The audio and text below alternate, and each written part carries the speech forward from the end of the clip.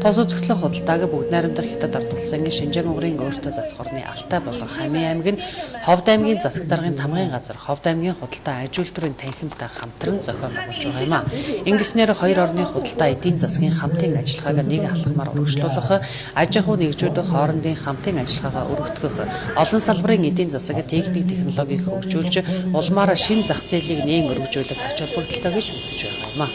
Ингээд Алтай аймаг Хамын хотын төлөөлөгч нар бизнес эрхлэгчид өөрсдөө санаачлагаараа ирж энэхүү арга хэмжээг хийж 3 өдрийн үзэсгэлэн худалдаа бол үргэлжлэх юм аа. За ингэснээр бол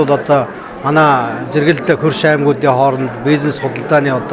шинэ боломжууд бүрдэх, манай бизнес эрхлэгчид хоорондоо бас хамтран ажиллах, бие биенийхээ бүтээгдэхүүнийг сурталчлах, хамтран ажиллах гэрээ хэлцээр хийх энэ чиглэлийн ажлууд энэ өдрүүд бол зохион байгуулагдана. Бүгд найрамдах хятад ард улсын Шинжаан угрын Алтай болон Хамын аймагтай хамтарсан 8 дахь удаагийн бараа бүтээгдэхүүний үзэсгэлэн худалдаанд нийт 40 гаруй аж ахуй нэгжүүд оролцож байна. Үзэсгэлэн худалдаанд хөдөө аж ахуйн бүтээгдэхүүн, хүнсний бүтээгдэхүүн, ноос ноолуур бүтээгдэхүүн, гар урлын бүтээгдэхүүн зэрэг олон нэр төрлийн бараа бүтээгдэхүүн худалдаалагдаж байгаа бөгөөд үзэсгэлэн худалдаа өнөөдрөөс эхлэн 6 дугаар сарын 2-ны хүртэл явагдах юм а. Үзэсгэлэн худалдааны нээлтийн үйл ажиллагаанд Ховд аймгийн засаг дарга галсан дол өдрөгөөтэй аймаг орон нутгийн удирдлагууд бүгд найрамдах хятад ард улсын Шинжаан угрын өөртөө засах орны Алтай аймгийн засаг даргын орлогч Гуанви тэргүүтэй Алтай аймаг Хамын хотын зочид төлөөлөгчид оролцож нээлтийн тууцыг хайчиллаа.